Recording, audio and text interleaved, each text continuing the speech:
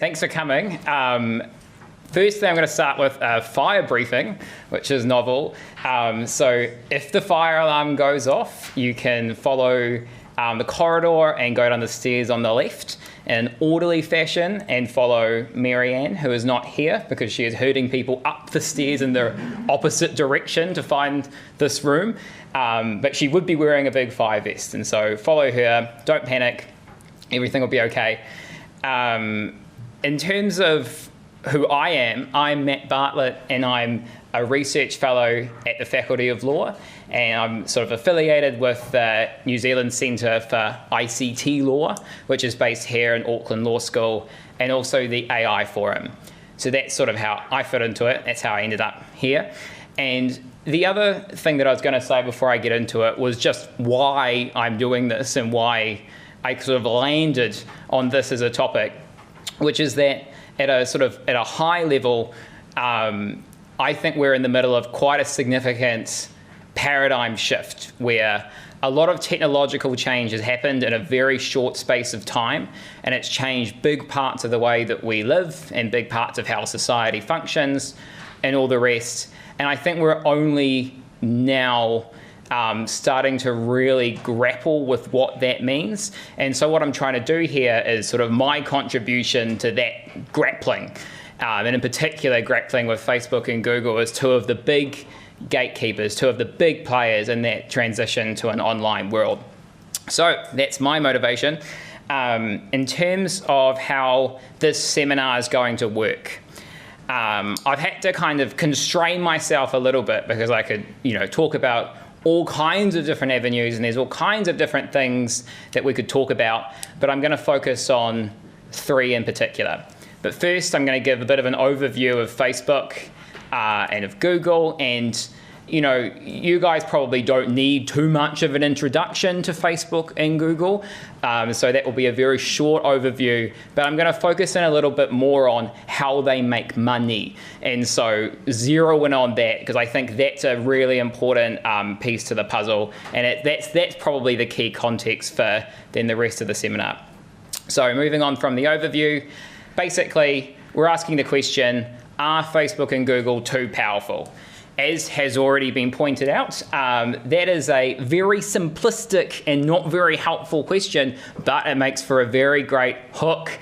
And so obviously that's a really hard question to answer yes or no to. And instead what we're going to be doing today is going into different aspects of Facebook and Google and kind of the broader way in which they work and affect society. The first of those is data. So looking at how our data gets collected, what they do with our data, and in particular, how much choice we have in the matter. And it's not as simple as saying we have no free choice, but it's looking at some of the ways in which Facebook and Google have constructed their business models in some ways to take away choice at key intervals. And so to me, that's a really important part of the puzzle here in terms of whether they're too powerful. To what extent are we making a genuine free choice to use the products and give them the data and for them to do whatever they will with the data? Next, and kind of separate to data, is thinking about sort of public implications of Facebook and Google. And so I've called this encroachment on the public square.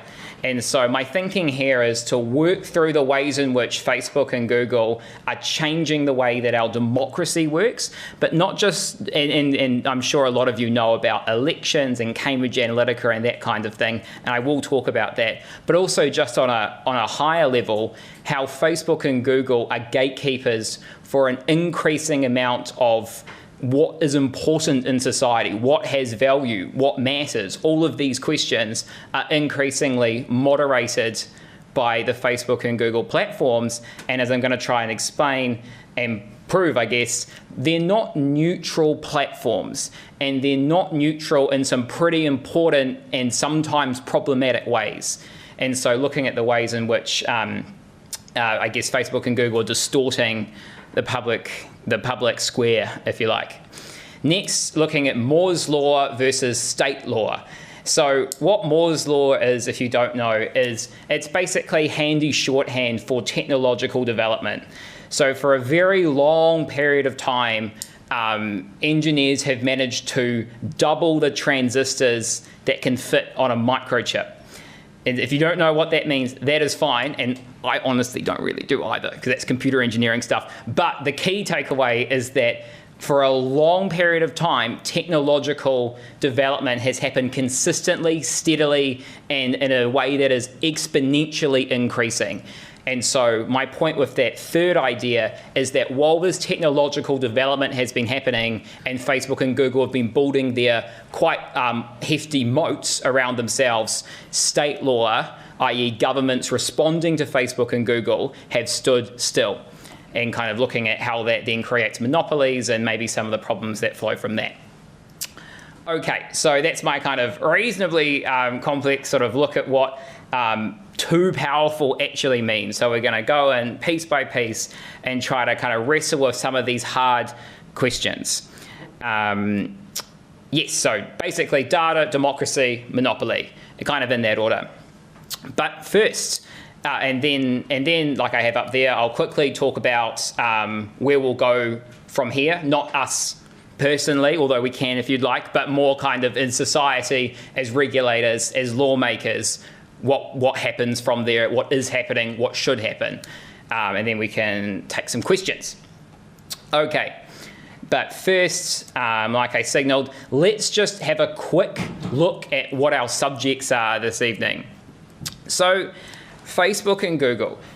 Like I said at the start, I don't feel like most of you will need too much of an introduction as to what Facebook and Google are, but I just thought I'd make 2 points as context for us as we go into the subject in more depth.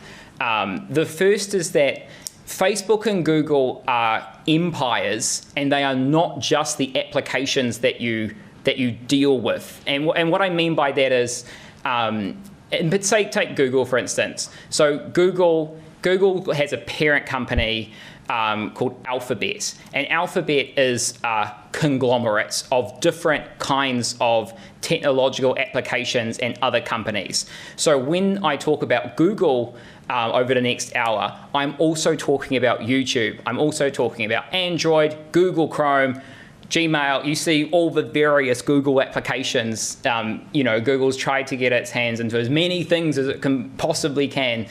And I think that is really important context, is that we need to treat all of those different applications as what they are, which is belonging to the one big umbrella organization. So Sundar Pichai, the CEO of Google, he has huge influence over YouTube, Android, Google Chrome, all these different things. They are part of the Google picture. So when we talk about Google, it's not just the search engine, it's all of this other stuff as well.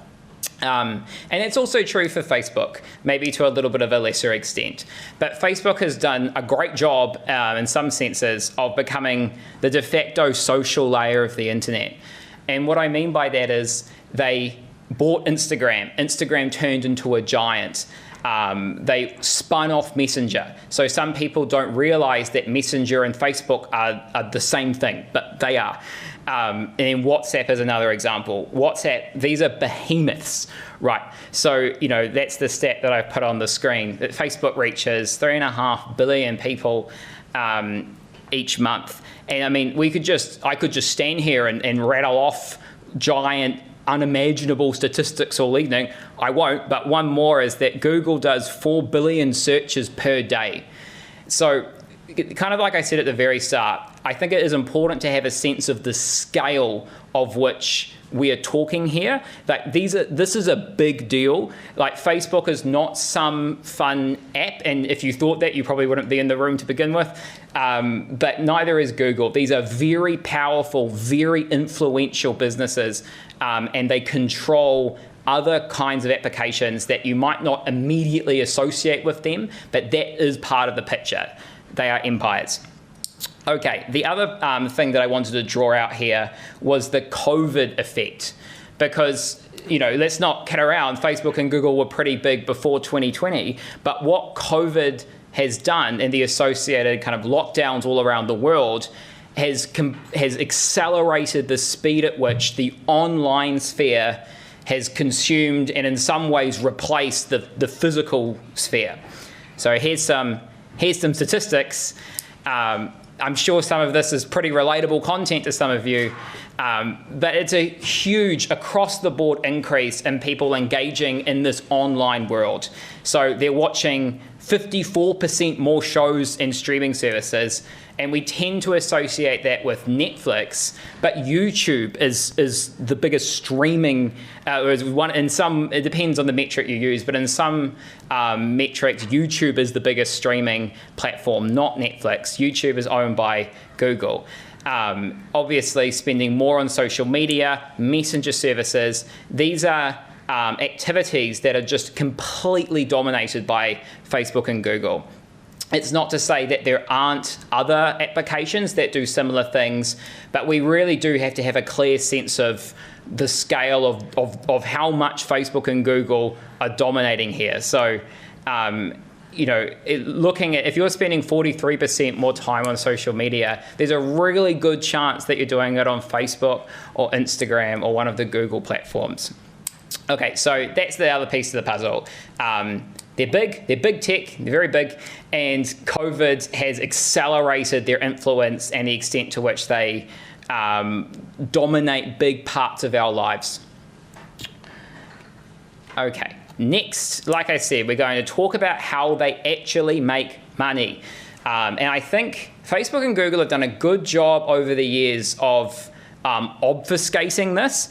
And so I've tried to boil it down because I really think it's pretty simple. Like I've simplified it a little bit here, but not as much as you might think. So how do Facebook and Google make money? They collect a lot of personal information from you.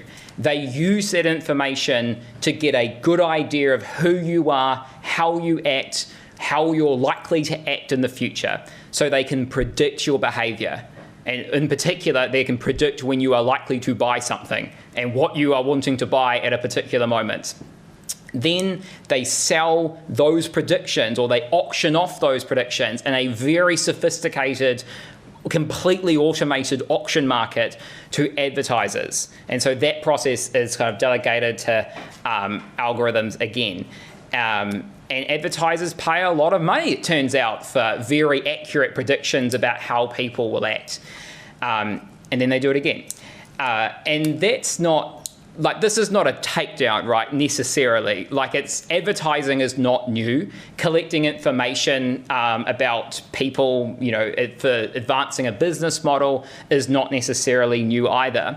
But there are some changes in terms of immense scale and the degree to which these companies can understand you to a pretty extreme degree. And that is partly a consequence of the products that they have rolled out over time. So this is this idea, and the reason I've got that picture on the screen is just to really show how dependent Google is on this fundamental way of making money. So most of the things up there, Google ads, network ads, YouTube, that all reflects this model, which is collecting personal information, getting a good idea, running that through your predictive algorithms, generating predictions about how someone will behave, and then selling those predictions. So I think one thing that you hear a lot, which is not true, is that Facebook and Google are selling your data. I almost wonder if Facebook and Google encourage that idea, because it's sort of demonstrably not true. What they're doing is actually something that's a lot more profitable, which is sit on your data and generate predictions about how you will behave every single day or every minute or every second. So why would they sell your data to another company that can then make the same kinds of predictions when that is their treasure trove? That's why Facebook and Google are so valuable, because they can use that data to generate insights into how you'll behave in perpetuity, basically. And so that is the business model that we're grappling with here. And the one other thing I thought I'd say on this is that this is a useful way to understand some of the developments in Google and Facebook over the years. Because, I mean, it could be easy to think, all these different Google products are just helpful. Things like Gmail, things like Google Maps, Android, all this stuff. It's not immediately clear, unlike a search term, how that might translate into data. But when you dig a little bit deeper, it almost always comes back to another kind of avenue for Google to extract data from you. The most extreme example of this that I really enjoy is Pokemon Go. Hands up who has heard of Pokemon Go? Great. All right. Well, you might be shocked to understand that Pokemon Go and Niantic, which was a development company, is a Google creation. So Pokemon Go was built on Google Maps and the location tracking software that underpins Google Maps. And what they were looking for when they came up with Pokemon Go were ways to get people to walk around and have their location constantly tracked, basically feeding that data back to Google. So when you see, like back in 2016, when it was the craze, when you saw all of these, people in their young 20s and teenagers and all this stuff running around like chasing Pikachu, like they are feeding data back to Google. And I say that because it sounds like a little bit dystopian, but it's kind of reflective of how all these different applications that are seemingly unrelated to Google, at the end of the day, come back to contribute to this giant moat of data. And that data, because it allows for increasingly predictive predictions about how you will behave, are why Google is so good at what it does, and it's why its ads are so profitable. Because advertisers, like I said, ads aren't new, right? We've had ads in newspapers for a very long time, but newspapers a newspaper ad is necessarily generic. It cannot be specifically targeted at you, what you care about, how you're feeling on a particular day, and that is the business model of Facebook and Google. So sit on that for a bit.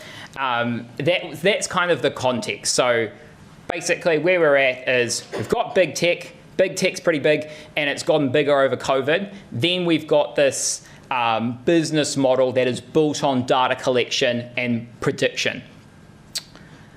Okay.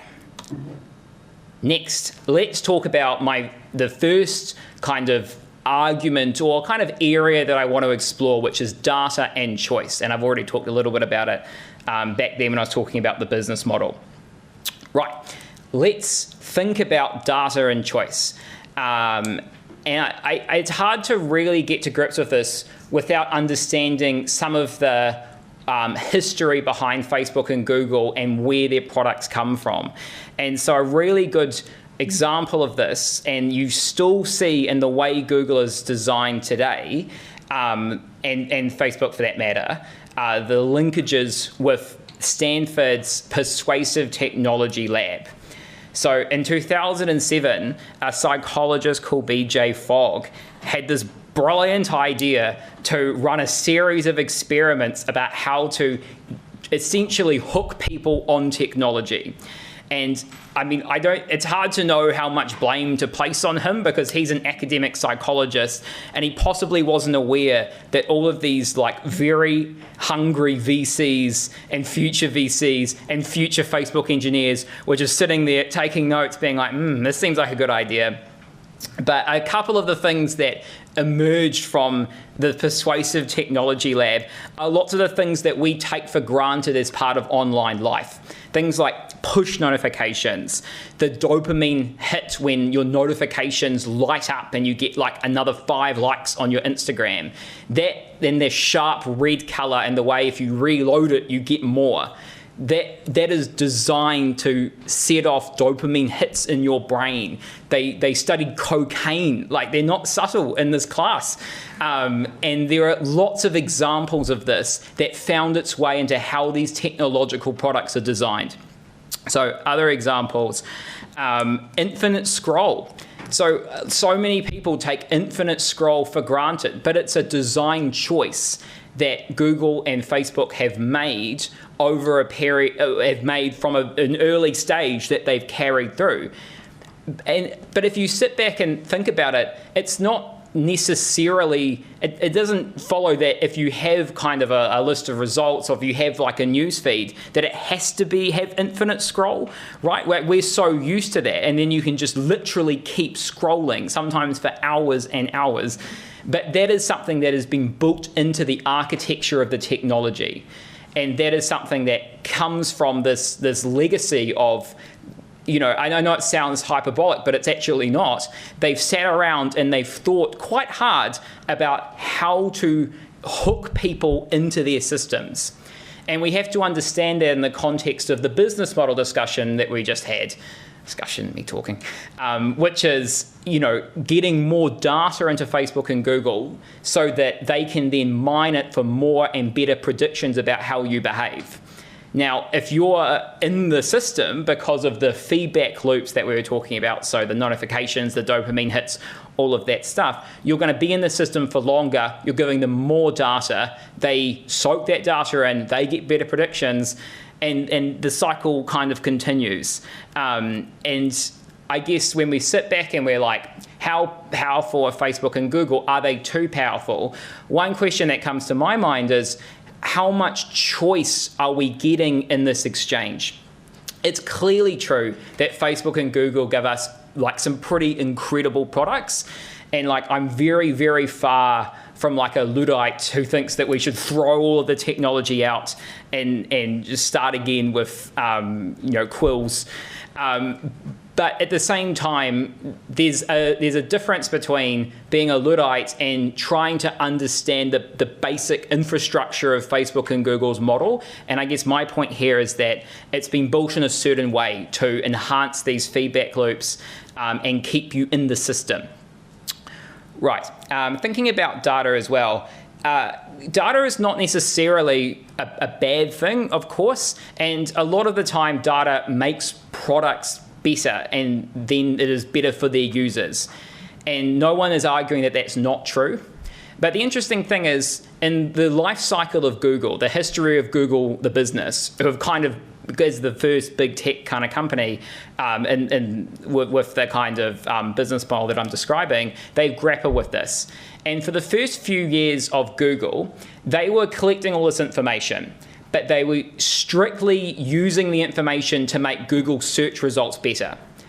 And then there was a design choice that they made in the late noughties, where it was like they made the decision to collect other kinds of data, personal data, that actually didn't make the search results any better, but made this ad targeting model better. So there's different kinds of data. We're not saying, very few people are saying that they should not be allowed to keep data and use data to make products better. But it's about just asking that question, where do we draw the line? What kind of data is acceptable and has a business rationale, and how much data we think goes too far, crosses some line in the sand, and we say, no, they don't need that data, that's just to know more about us for the purpose of ads. I thought I'd break up my monologue with a few videos, and one of them is setting out, I think, the broader ambition of what Facebook and Google are trying to achieve. So this is a video of Sergey Brin, who was a founder of Google, and he's wearing some spectacularly ugly glasses that you might remember called Google Glass. So this is a Google product that did not take off, presumably because no one wanted to look like that. But the focus here is not to laugh at Google Glass, but just to listen to Sergey's TED Talk, because halfway through he said something that I think is pretty illustrative of Google's wider ambition here. My vision when we started Google 15 years ago was that eventually you wouldn't have to have a search query at all. You would just have information come to you as you needed it. And this is now, 15 years later, sort of the first. So he talks about how Google Glass does that. Google Glass does not do that. But if you take a step back, just think about what the Google founder is saying about what Google is trying to do. Google wants so much information about you that they can predict what you want at any given moment before you type in a search query. And I think that's something worth thinking about, because that reflects an incredibly ambitious vision, but potentially a quite dystopian one as well. Because if you think about how much data a company would have to have in order to have that level of prediction where it can know exactly what you want and exactly how you feel and all the rest, I mean, my view would be that no company should be allowed to have that much information. And I think the other important thing about that example is it explains a little bit about how Google reflects actually a certain ideology, and that ideology is a very Silicon Valley ideology about how more tech is better. And when people try to kind of regulate them and talk about regulating them, the response from Silicon Valley is usually, you don't understand the vision, just trust us. And I think that's worked for a long time in the sense that people have held off Silicon Valley, but I think, their long-term aims are worth dwelling on. Okay, I'll leave you with that, and we'll talk about consent and choice a little bit more. And I think this is a pretty straightforward point, which is that my view is that Google and Facebook users cannot really be said to consent to everything that we were just talking about in terms of Facebook and Google's collection of data, analytics of data, and then using it in various ways. It will shock probably none of you to learn that the average time spent reading terms and conditions is 14 seconds. In that study, they also worked out how much time it would take a lawyer to understand the document, and it would take a lawyer 45 minutes. So we've got a terms and conditions document, it was Google's, that would take a lawyer 45 minutes to read. The average person, like 14 seconds is probably how much time it takes them to skip to the bottom and press on, And so I think we can already say, are users really consenting to all the various things that are being done with their data? But even if you don't buy that, you say, actually, no, they could read it, they choose not to, we can move on and look at how the data is actually used. Because in those terms and conditions, those they're limited, like they're very long, right? They're 45 minutes to read, but they still cover just a very small fraction of the different ways in which your data might be collected and might be used. And so an example of this, which I think is kind of crazy, from 2019, was that there was a study that Facebook, which of course receives data from other apps that you sign up to using Facebook, was collecting data from an app called Flow Period and Ovulation Tracker. So Facebook was taking all this information in about people's ovulation and was then sending them ads for maternity genes. But sometimes before that person had done a test to see if they were pregnant. So, that is could you really say that user is consenting to being targeted for being pregnant or being targeted in that way with maternity genes when they are not even aware of the data that Facebook has taken about them and then sold off to an advertiser for maternity genes? I would say no. I would say you can't consent to that. The last thing about this is, even if you say, okay, well, maybe they can't consent to that, but if they don't go on Facebook and they live in a cave and just decide not to have social media, that protects them. Unfortunately, the answer to that is also no, because Facebook and Google have very, very, very advanced AI.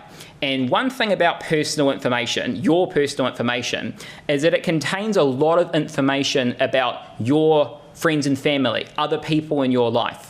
And this can take a whole bunch of different forms. It might be that you went to an event, Facebook knows you went to an event, and there are pictures of you and someone else, and Facebook can usually identify that person whether they're on Facebook or not by triangulating other kinds of data.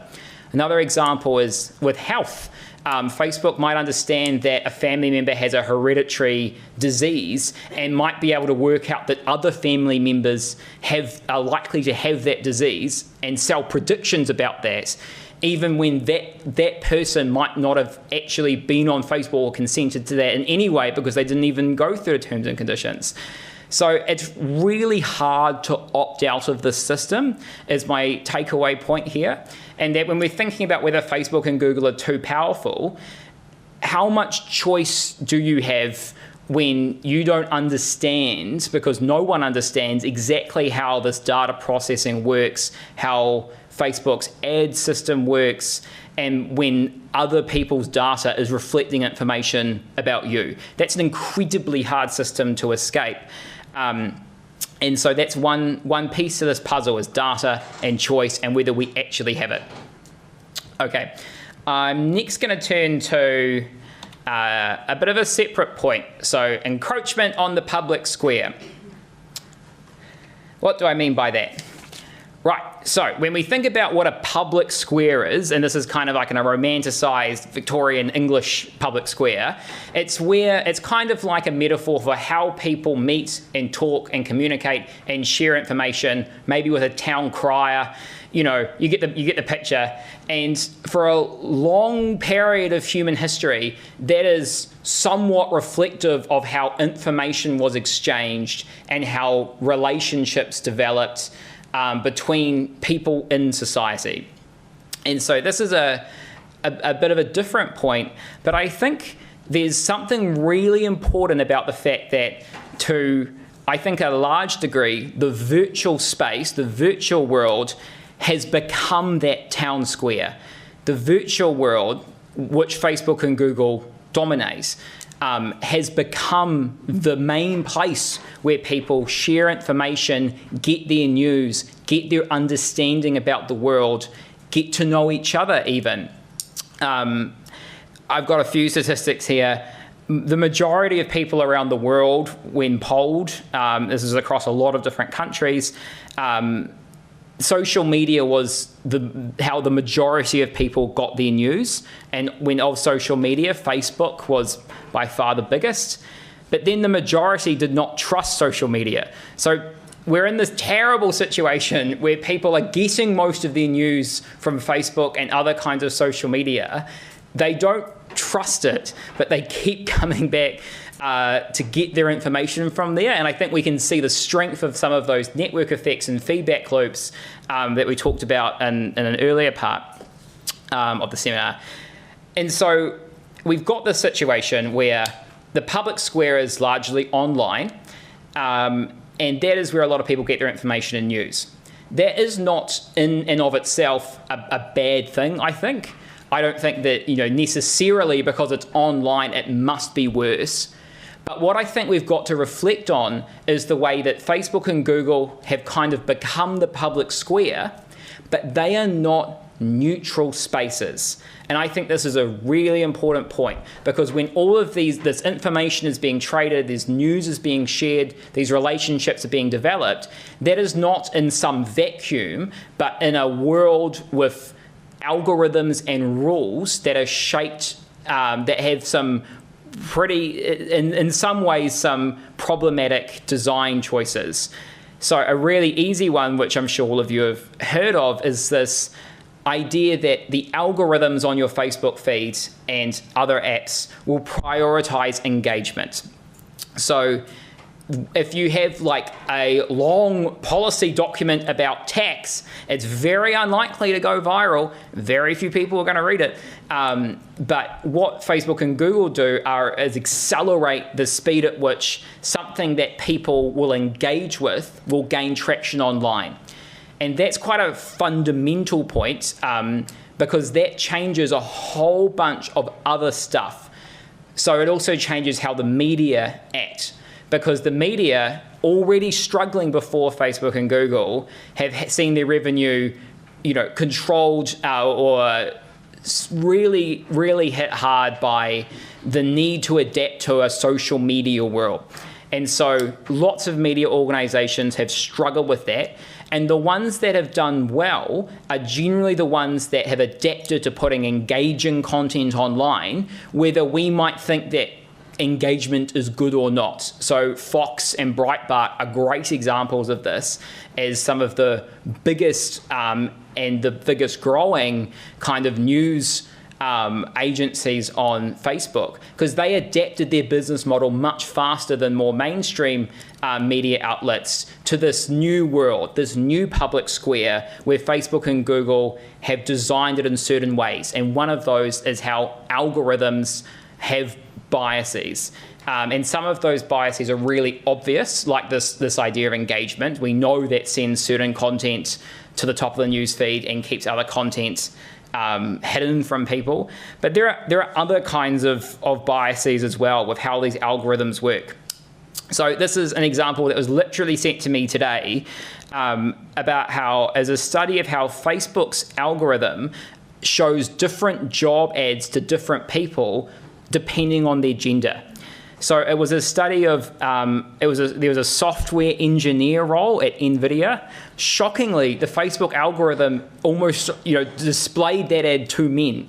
So, then there was also a retail assistant at a jewelry store, and then Facebook's algorithm decided to show that ad mostly to women.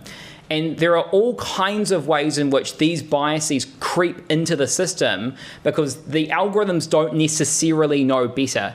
It's not necessarily that Google and Facebook have designed their algorithms to be sexist and racist and all the rest, but the data pools often have distortions. The data pools that are training those algorithms often have problems, and it has to be said that the engineers who are developing those algorithms in Silicon Valley are almost all white men. And so they're not necessarily on the hunt for these kinds of biases. And throughout the process, it is usually a particular demographic that is designing these systems. And so we shouldn't really be surprised when the systems then come out reflecting certain biases. And that's only a problem, well, that might be a problem in and of itself, but it's especially a problem when those algorithms change the way society understands the world and changes the way society takes in news, takes in information, all the rest. So that's my point about how they're not neutral. They have algorithms. Those algorithms are really important at deciding what gets said and what gets understood. The other point here is that there are no gatekeepers, or very few gatekeepers, in an online world. And that can be a really good thing, because I shouldn't, we don't want to be a Pollyanna about what the world used to look like before Facebook and Twitter, because, legacy media institutions were often quite limited in what they would cover, right? They had their own biases. There were other things that changed how information was shared that were not great. So it's not to say that the old system was perfect, but to say that when you have no gatekeepers, or very few gatekeepers, because Facebook and Google insist that their space is a neutral space, that lets these algorithms shape the way that discourse happens. And I think that's quite a big deal. I've got a kind of a philosophical point about how Facebook and Google are shifting what even matters in the first place.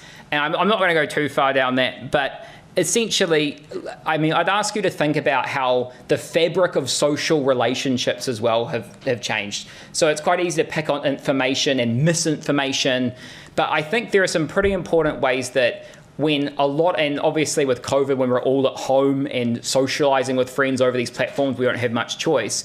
But I think there's some interesting and sometimes concerning insights into how kids who are growing up in this world are growing up differently by virtue of a big chunk of their world being natively online. And I'm not saying I've got brilliant insights as to what those issues are or what we should do about them, but just to flag that that's another way in which Facebook and Google, by controlling the public sphere, are changing the way that social relationships happen as well. And yeah, like I said, it is really important to understand that when we're thinking about Facebook and Google, we know who is designing Facebook and Google and where those design decisions have come from. I have an amusing / kind of horrifying anecdote, which I do not hear enough given how outrageous it is. But Mark Zuckerberg, when he set up Facebook in his Harvard dorm, it was originally called FaceMash, and this is not a joke. Zuckerberg designed FaceMash to source student photos of female students at Harvard And then if you were a user of FaceMash, there would be a randomly selected pair of female photos, and you would vote on which one you thought was hotter. And then those results would be shown to anyone else who logged on. And so, like, okay, Zuckerberg was, a late teenager and a moron, and probably a dickhead. But I do think that, and it's, Facebook is not FaceMash in Zuckerberg's dorm anymore. But I think that is somewhat instructive at thinking about what the core of these platforms are, because it's not necessarily a huge respect and love for public institutions and those kinds of things. Okay, what I was going to show you next was, this is from a congressional hearing where Zuckerberg was on the stand, and often these congressional hearings go very badly because lawmakers are not particularly well informed. This one went quite well. The interviewer the questioner is Alexandra Ocasio-Cortez, and she is asking Zuckerberg about how he polices lies on his platform, or how he doesn't police lies on his platform. So I'll show that video now.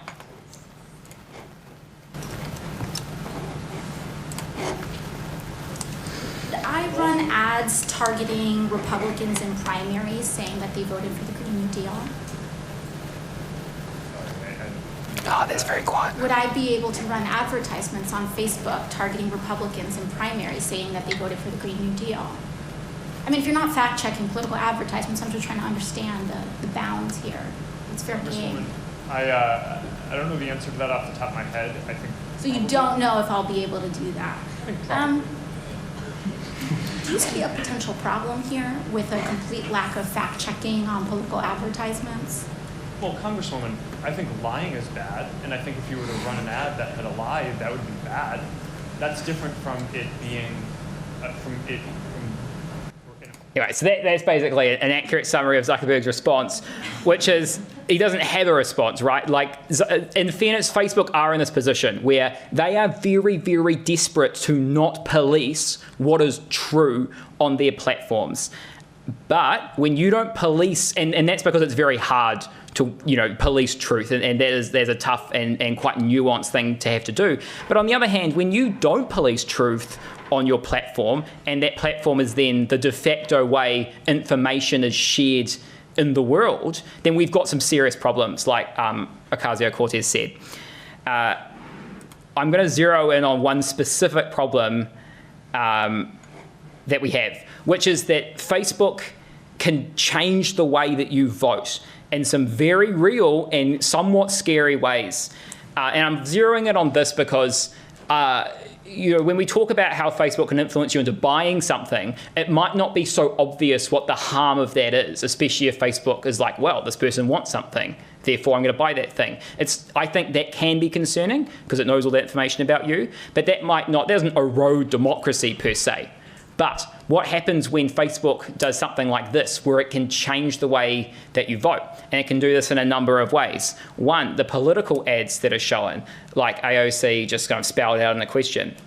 Next, this echo chamber idea, because that's what Facebook and the other social media applications do, is they put you in an echo chamber because they are more likely to show you content either that you'll very much agree with or that you really disagree with and you want to engage with. There's not a whole lot of room of nuance in those algorithms and how they work. And so the upshot is what part of the thing that has happened is that social media has caused a division. You're more likely to be in with people that are your own team and be showing caricatures of the other side because it's really engaging and your team loves pouncing on how stupid the Democrats or the Republicans are. One thing that I really wanted to spell out was that Facebook, this is not like a theoretical idea that Facebook can change the way that you vote. Facebook was kind enough to do some academic study before it was as big as it is now and under as much heat as it is now about how this happened, how this could happen. And what the study showed was that so Facebook, this is also a great thing, which is that they use their whole member base at the time as kind of test subjects without, obviously giving them a heads up. But 61 million voters in the 2012 midterms. Facebook ran a live study, kind of like A/B testing, where they tried different ways of changing those voters' behavior by showing them different things. And they landed on the most successful thing, which is showing people pictures of their friends next to the vote button. Or the button that you click to show that you had voted. And they calculated that they got an extra 340,000 people to vote who otherwise would not have voted. So Facebook, with an impressively rigorous academic study, have demonstrated their own ability to be influential in elections. And that was in 2012. Facebook is much bigger now. Its AI is much better. And I think we should be a bit scared about how that kind of technology can be used to erode democracy. And like I have up there, we've got the Cambridge Analytica legacy. I'm not going to spend forever on this because I know this has been quite done over the last few years, but I just thought I'd end this idea that Facebook and Google can and have encroached on the public square.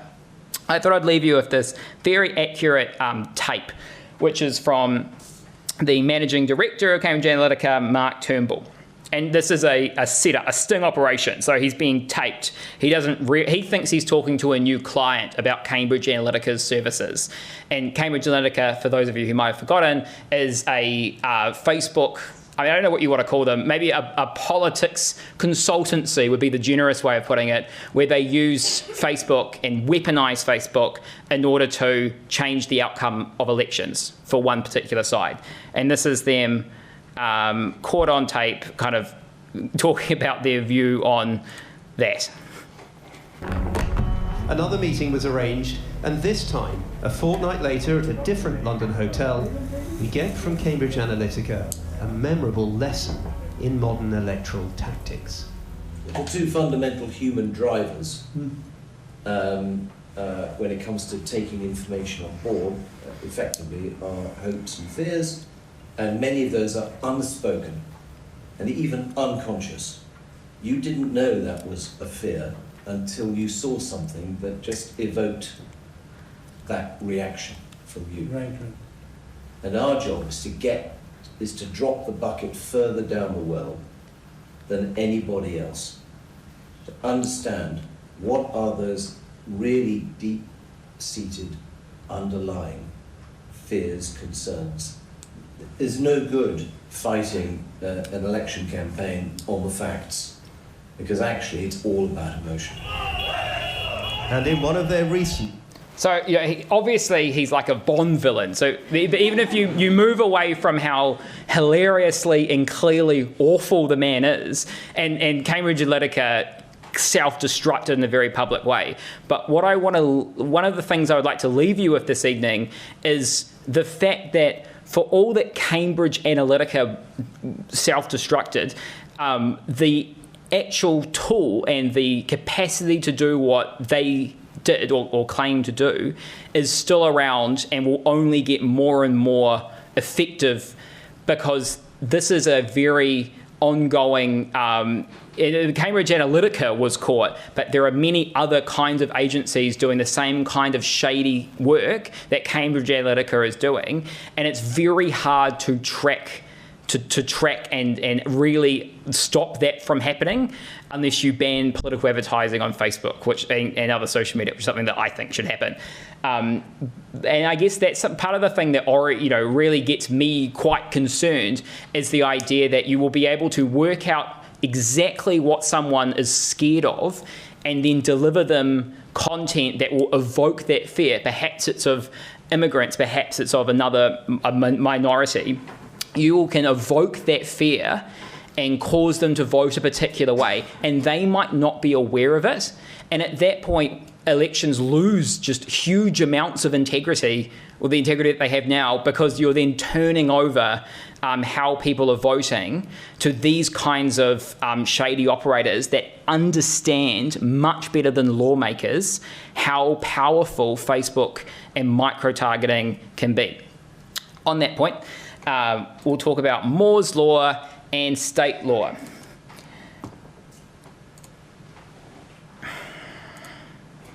I had an animation. Okay, so when I talk about Moore's law, like I said before, it's this idea that it's shorthand for the idea that every 2 years, the computing power on a chip will double.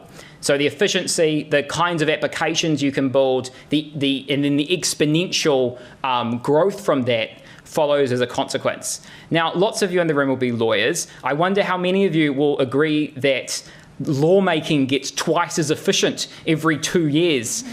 You know, and part of the issue here is that technology has come at a breakneck pace, changed the way, like I've spelled out today, how we trade information, how we have relationships, how we get our understanding of the world, while lawmakers have treated it like a toy or treated the internet as some plaything. And I think that has caused Facebook and Google to be able to build these very deep moats around themselves. And they've effectively, in my view, turned themselves into monopolies. I mean, we could get quite legalistic about that monopoly question, but just at a high level, Facebook and Google control the digital ad market. They control web search. They control messaging. They also do things that you associate with monopolistic bullies, which is they buy their competitors. So Facebook and Google talk quite a lot about being very innovative, and they are, but I think a missed point in the debate is how Facebook and Google, despite being incredibly innovative, stifle innovation. How do they do that? Well, if you're Facebook and you see an up-and-coming competitor, Instagram, and you buy it, that is a possible competitor to your company that is actually not going to develop its own ad system anymore, or the extent to which it's going to develop its own systems very safely and securely within the Facebook bubble, kind of sending the same data through the algorithms to mine for predictions. And then Instagram does not break out and do its own thing because it gets caught within that Facebook umbrella. And this is classic monopoly behavior when you are big enough that you can bully smaller companies and acquire them and essentially stop smaller innovators from innovating in a way that they can then compete with you. There's another great example with Australia where Facebook is where basically I'm not necessarily a huge fan of what Australia were proposing, and I think it was a little bit clunky, but at the end of the day, what Australia were proposing was to make Facebook and Google pay royalties to media companies when they link to news sites. And the key thing there is Facebook held their ground, and Facebook said, we're not going to pay royalties, and they pulled news from Facebook. So anyone in Australia for a period of time couldn't get any news. And eventually they settled and they negotiated, and there was money changed hands, and they came out with a consensus. But I think that is kind of an alarming idea, that a company is so powerful that when regulation comes along, and this is not even very scary regulation, it's right, pay royalties, like fractions of Facebook's net worth to media companies, Facebook can hold its ground against a state and say, nope, we don't like that regulation. And can you think about how the Australian government would have responded if Facebook had said it will pull its services entirely? I guess what I would say is that Facebook is now so ingrained in Australian and most people's lives that if Facebook were to threaten to do that, Australia would not have been able to negotiate from that position because Facebook has become such a key part of so many people's lives. People would probably campaign against the government for taking away Facebook. You can see how that would turn out. And so that's another part of this monopoly game, right, is that Facebook and Google have become so powerful, they dominate markets, they can buy their competitors, they stifle innovation, and they're powerful enough to credibly fight states. And that makes regulating them very hard. The last thing I'd say on this Moore's law versus states law idea is, while regulation is starting to come along, and I'm going to cover that in the next slide, we shouldn't think that Facebook and Google are holding still either, because that's technology thing. It continues to develop. It develops in exponential ways, and Facebook and Google, in their own ways, are doing things to bring more and more things into their digital sphere. So a very small example, or possibly a big example, is Facebook with Libra and then Diem trying to bring finance with their own currency, bring finance into their own orbits. Google owns DeepMind. DeepMind is the most advanced AI studio in the world. They have some of the most advanced AI developers in the entire world, and they work under Google. And you can kind of get what that might mean in the context of everything else that we've talked about in terms of data and the importance of algorithms for developing that. So for instance, if those DeepMind engineers do what they're aiming to do, which is develop a general AI, i.e. an AI with a genuinely human level intelligence and ability to do different things, that again would sit within Google and sit within Google's empire. So it's another reason that there is a need for haste, I think, in terms of regulating Facebook and Google. It's all part of their power. Right, so where to from here? There are, for all that I just kind of talked about how slow and glacial regulation has been, and that is true, and it has enabled Facebook and Google to build up their monopolies, there are things that are happening. So the GDPR in the EU, which is a form of data protection and privacy protection, there was a landmark moment in terms of actually substantively stopping some of the practices that Facebook and Google were doing. And so, for instance, whenever you go onto a website now and you have to click terms and conditions and consent and that kind of thing, that's an actual consequence of the GDPR. Obviously, it hasn't stopped or halted the progress of Facebook and Google too much, but the EU is doing stuff, is my point. Last week, they proposed, they're not finalised yet, new rules on AI, and that could have a number of different effects on that business model. One of them is that AI use is banned for manipulative, addictive, social control practices. And I'm sure lawyers will go back and forth for many years about whether or which of Facebook and Google's services should be regulated under that particular provision and those kinds of provisions. But it's a progress. It's a sign that the EU, more than anywhere else in the world, takes the kinds of challenges that I've talked about in this seminar seriously and are taking steps. The US, a bit slower, they're doing their own thing with antitrust, which is competition law, and they're trying to go after Facebook and Google on more traditional monopolistic grounds, essentially saying that they're promoting their own services, they're stifling innovation, some of the things they talked about in the last slide. Lastly, what are some other good ideas? Again, I could talk about this for a long time in terms of where I think we need to go. I'll restrict myself to just two things. One is there are some issues that are really hard here in terms of, and I think that sometimes when there are people like me who are a bit critical of Facebook and Google, it can be too quick to jump to solutions and not understand how hard it is to regulate these companies. For instance, let's say we passed a massive ban on data collection and we said no data collection of personal data. That might seem like it would work and would stop Facebook and Google from continuing to build that moat. But do you know what you actually do? You cement Facebook and Google's existing moat of data, and you stop any other tech company from getting their own data to then compete with Facebook and Google. And so, for instance, Google will then have the best search for all time. You know, it's very, you got to be careful with how these regulations work. And so, yeah, so that's a little bit of context. One thing that I think we should do is ban political targeting. Like I said earlier, I'm very scared at the possibility for micro-targeting to hit fears and anxieties that we might not know that we have, but might shape the way that we vote. And I think once we get to that point, we start to, I think, rapidly erode legitimacy in elections because we don't necessarily understand the forces that are influencing how we vote. And if we're spending all our time online, those can be very powerful influences on how we think. So I really think that political advertising, it's got to go. And it's something that, for all I talked about nuance, I think that's something that you actually can a little bit more cleanly just say, okay, we're just going to draw the line in the sand and say political advertising by campaigns and political campaigners, not okay. The last thing, and maybe something I'll just actually leave you with, is thinking through some of the design of digital platforms. So I'm sure some of you watched The Social Dilemma on Netflix. I did, really liked it. But one thing that frustrated me with The Social Dilemma is how they do, maybe like I have, a bit of a diatribe, a great monologue about Facebook and Google, and then they end it by telling you to go on your phone less and, don't turn notifications off.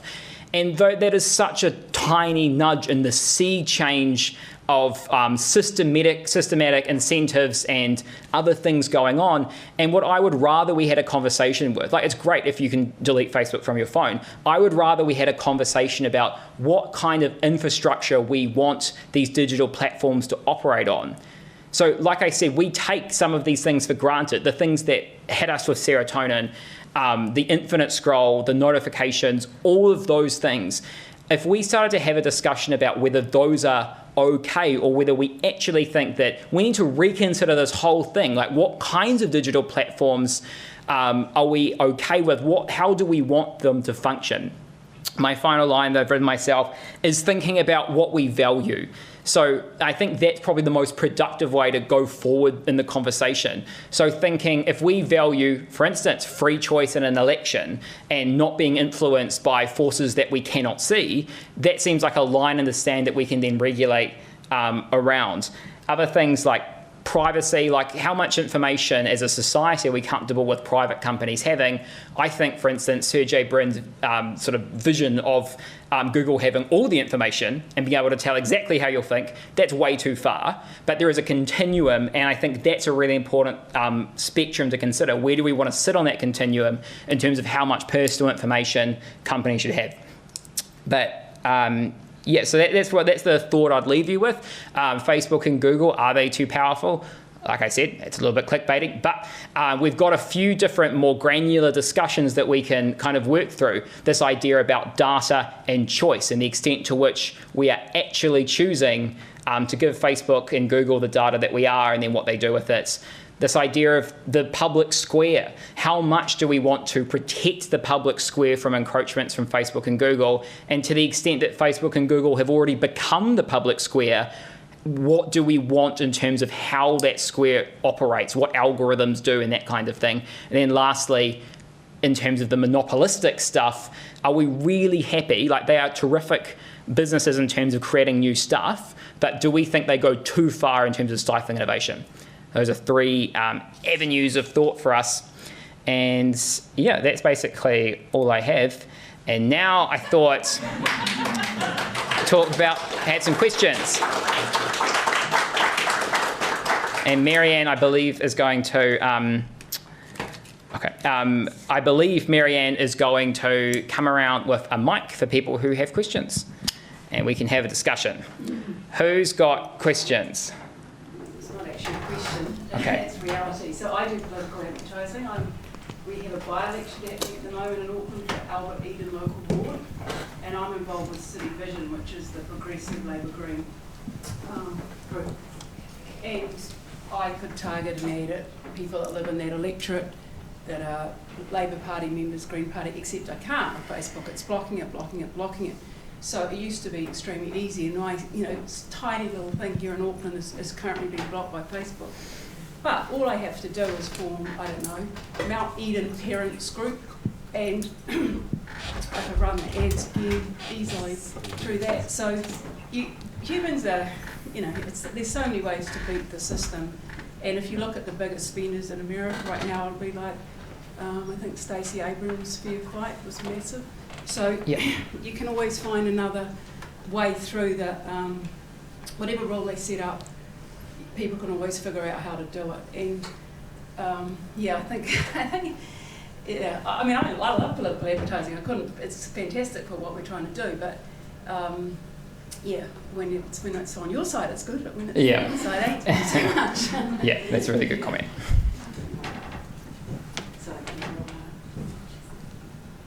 have a query from my background and my microphone's working and do without. I've only worked in this area for about 35 years, so I only know what I know. What we're seeing often with Facebook now and modern technology is merely a rehash of things that have been around before. You know, the whole idea of trading or eBay is no different from my grandfather buying things in the middle of nowhere, sending a telegram down to the local store and the stuff turning up in the drain on a train in the 1880s. Facebook is merely appears to be merely a very efficient aggregation of data analogous to these German Stasi.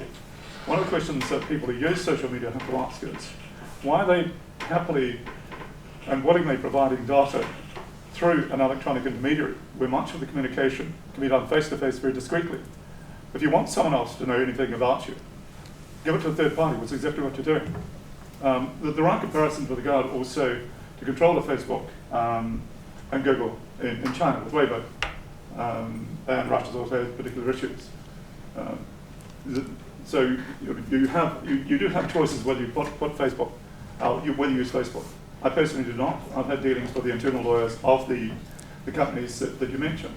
A classic case for anyone to look at who's a law student is a case involving an American woman judge who did not disclose the particular unfortunate photographs of herself, extreme pornography posted by her husband, appeared when filling out an application form for the Canadian Judicial Federal application. Was there anything you ought to disclose that would bring yourself or the judiciary into disrepute?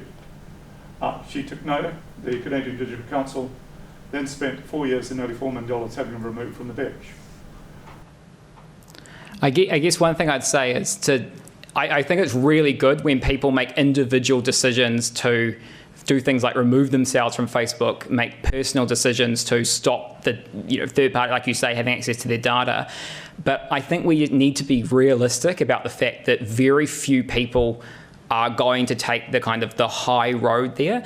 And so that's kind of why when I was talking about that, I think understanding the ways in which Facebook has these very strong feedback loops that will bring in most people. And so I think the first thing to say is a lot of people don't quite appreciate the extent to which their data is being used in this way. And Facebook, for certain, is not particularly forthcoming with some of the ways in which they use their data. But the second is, even if you've watched The Social Dilemma and you understand, have a sense of this kind of thing, it's not as easy to leave as we might think, whether it's because it's addictive or whether it's because it's something as simple as you're 16 and all your friends are on it and they're going to plan an event and they can't invite you if they're not on Facebook. Simple things like that add up to really powerful network effects. They're very efficient. I lived in Germany just after the wall came down, and people got access to the 2 million Manila folders. Much of the information on there is the same as people are now giving away. And it was all about state control in that case. In reality here it's commercial control for commercial gain, but in the end for the same end, it's retaining power and control. You can decide whether you want to willingly give data. And again, the core thing is also that databases are designed on the Irish principle. They're neither forgive nor forget, and any perceived slack, no matter how long ago it happened, will be treated as though it's 5 seconds ago. It can come back and haunt you in your professional life 30 years later. Thanks for that. Are there other questions? Jane. Hello there. That was lovely, thanks Matt. I have a question though about the contrast between Moore's law and state law, because I think as lawyers what we are increasingly finding is that state law is impotent to deal with many of the challenges that we've identified, whether it's tax law or competition law or privacy law or regulating alcohol or whatever. And that's a problem in itself, but in the little... I've just got an hour, Jane.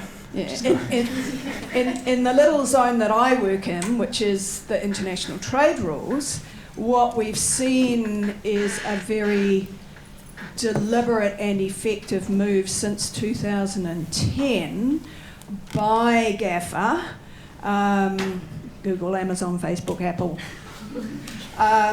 to globalise the US regulation-free zone of the internet.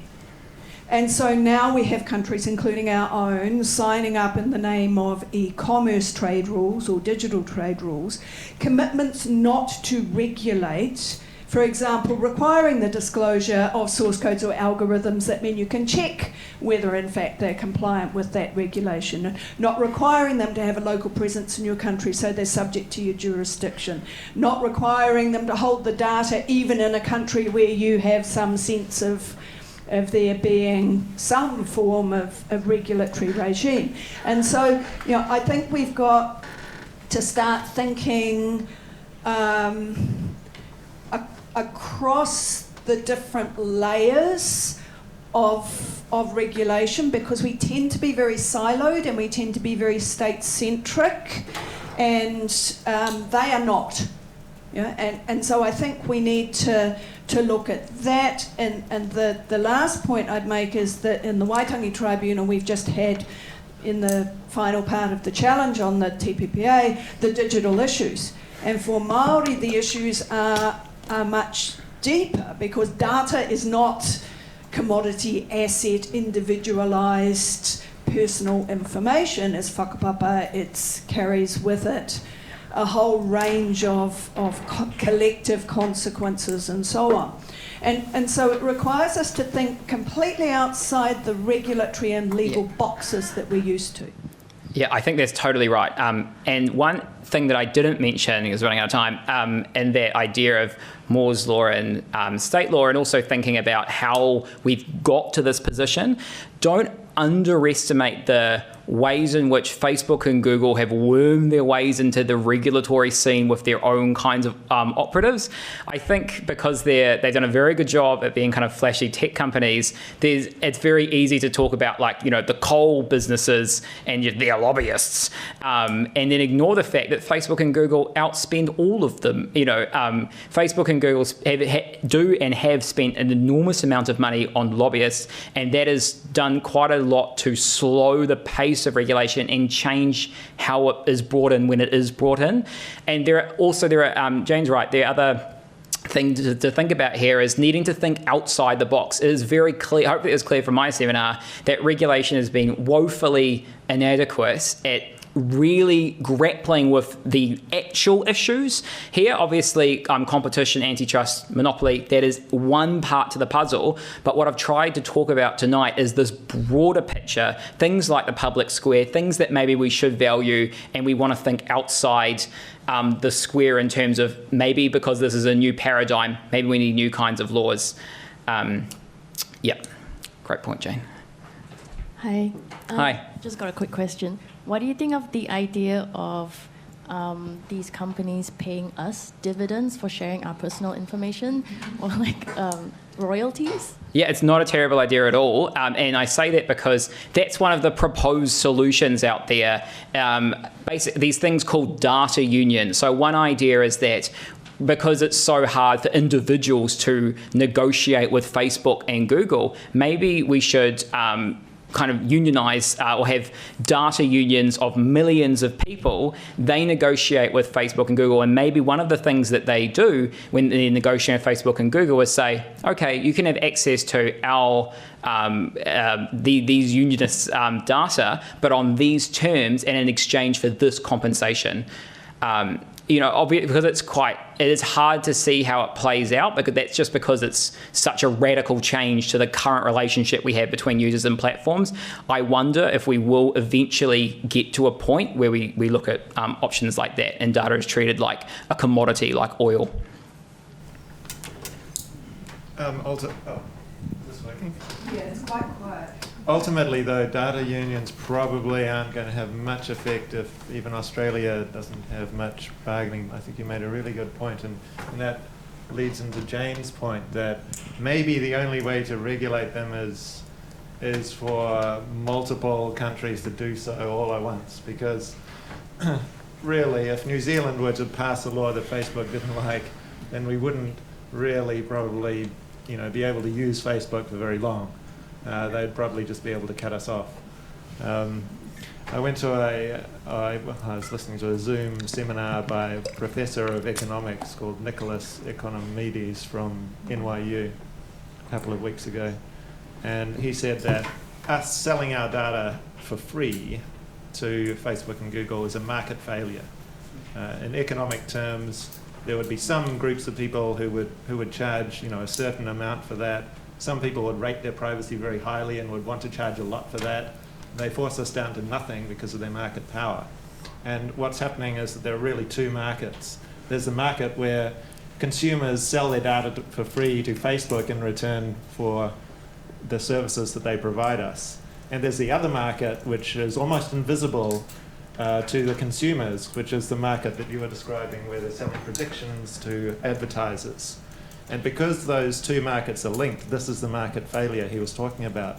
What we need to do is separate those two markets. You'd need to have some kind of law. As James says, it wouldn't work just on a country-by-country basis. You'd need to have some kind of law that would prevent any advertiser from paying any money to Google and Facebook. That's the only way we would be able to stop this from happening, and it wouldn't be able to be done just by one country. There isn't much more in terms of, there's a few legal things that we can do. I've been researching this area since probably 2008 and publishing on it. And there are some things that the Supreme Court of Canada is doing about, recently they're starting to fight back a little bit. Like they refuse to enforce a forum selection clause. Facebook's forum selection clause not liked by the Supreme Court of Canada.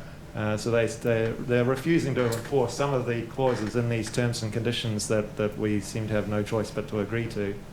So there are some legal things, but really they're not going to have much effect on Facebook and Google's market power unless there's some kind of regulation, and like you say, in a completely different way than we have done before.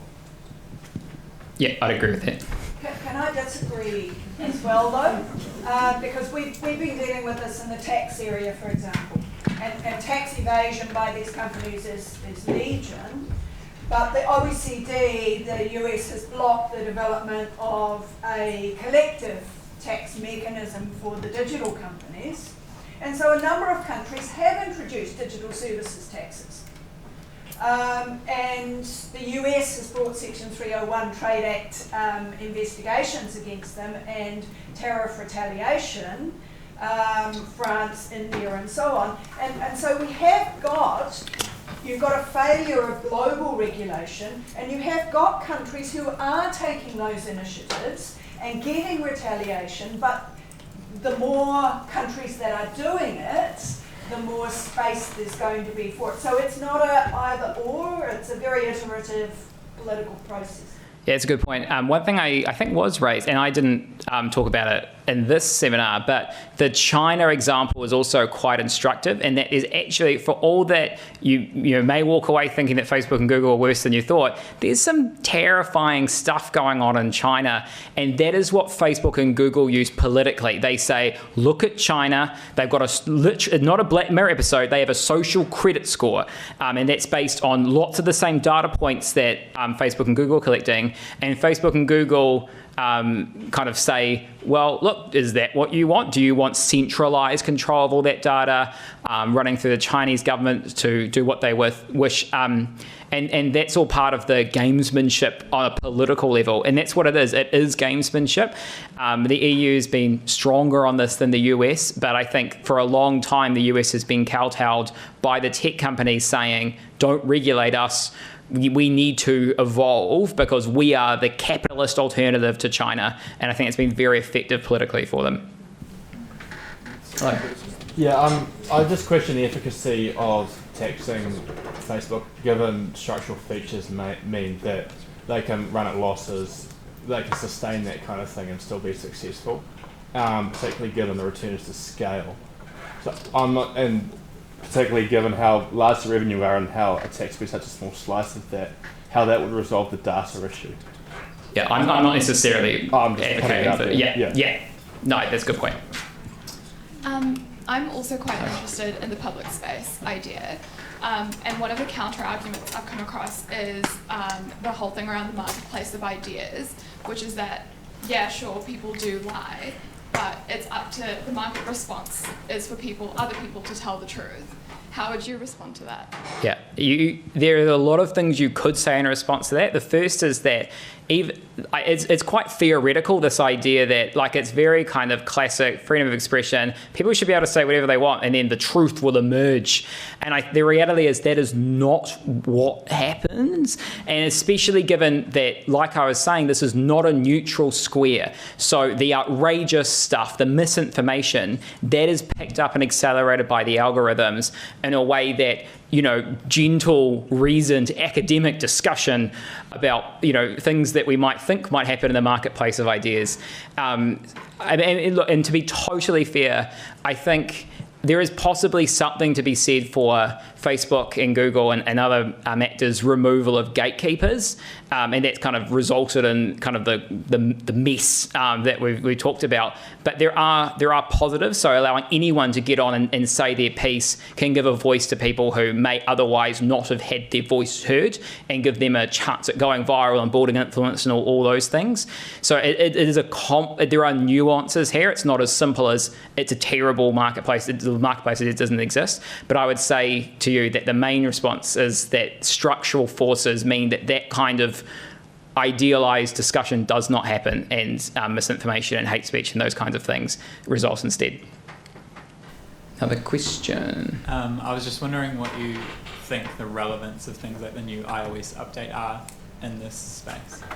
Yeah, really good question. I think, honestly, I think lots of the things that we're saying in this corner are true, and that it is quite hard to imagine what an effective state law regulatory package would look like that would adequately deal to lots of the issues that we care about.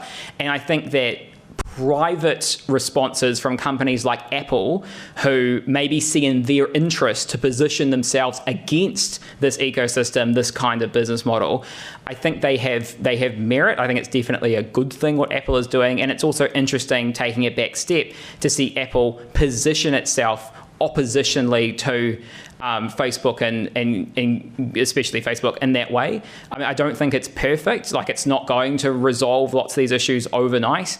But yeah, I would say, one, it's a good thing, and two, taking a step back, I mean, given the lackluster state and public response, potentially one of the best things we can hope for is that public pressure and the rise of this as an issue that people are aware of will drive companies like Apple to take privacy-enhancing decisions, or decisions that protect the integrity of the public space.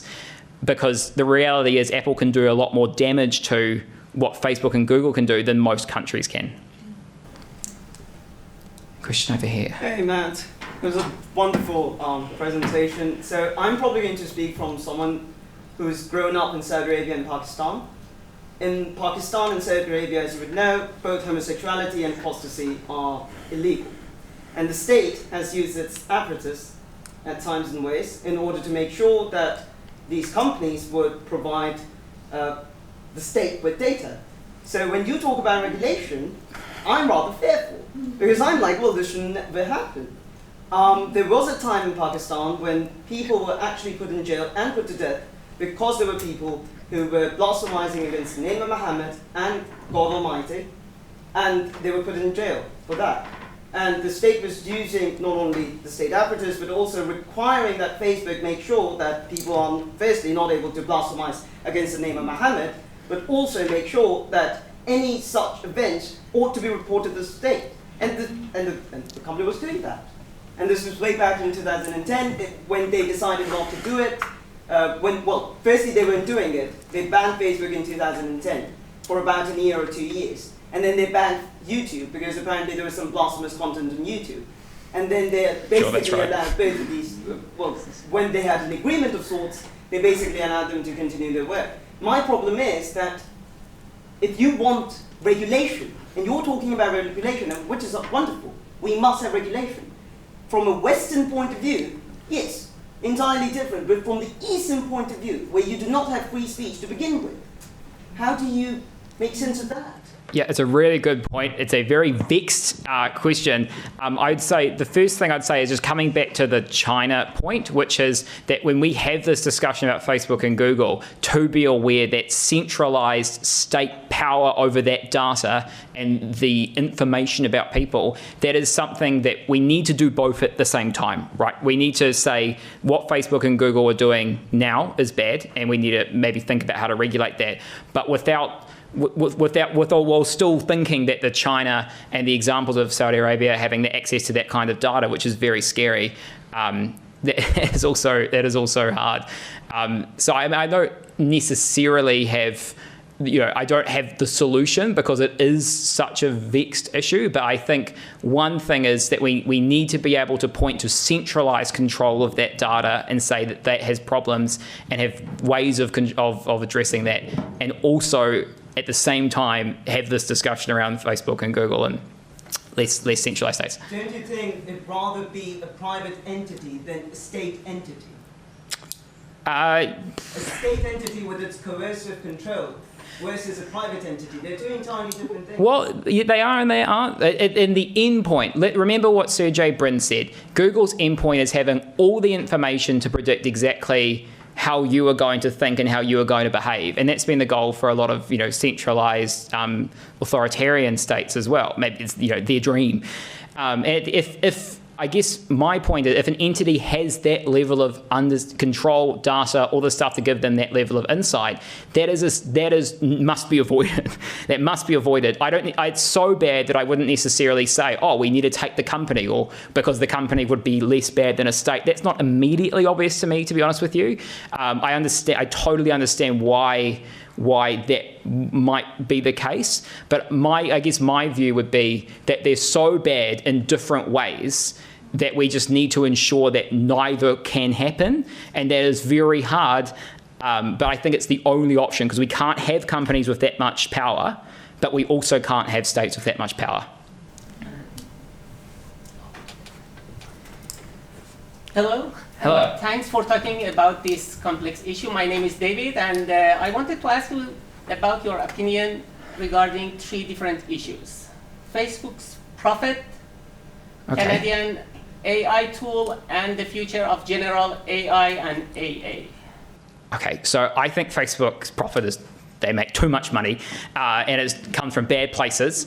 So very, very high level thoughts on Facebook's profit. General AI, so I won't talk about this for too long, but general AI is quite a scary concept when you think about it emerging in an AI studio like DeepMind that is under the Alphabet umbrella. And it is true that Google already uses some of the design work that goes into that DeepMind is trying to work on to get to a general AI. They are using that to make their algorithms better, more predictive, all those things. Now, I do think that's concerning. It's very hard to regulate, so I would separate that out. That's something I'm scared of. I don't necessarily know what a regulation would do, and I am wary of regulating AI development altogether, and I think that would be bad. So to answer your question, general AI, I think it is scary. It's particularly scary in the context of Google or Facebook deploying the AI for ill or for commercial gain. But I also would caution and say that general AI is likely at the very least 15, 20 years away. If you poll AI engineers, they have different responses, but the median lands in the 2030s or 2040s. I think it's easy to get worried about that picture because it would be quite bad. But in the meantime, with narrow AI, Facebook and Google already have a huge amount of control and influence with the relatively simple AI that they have at the moment. And so I guess where I'd stand is let's deal with that now and then worry about more and more sophisticated general AI at a later date. I'm also conscious that it's 7 o'clock, so I will wrap it up there so you guys can get home. Although I will say that we're hosting a reception in the student common room, which is just down the stairs. So feel free after this, if you'd like a drink, to come and continue the discussion if you'd like then. But thank you all for coming.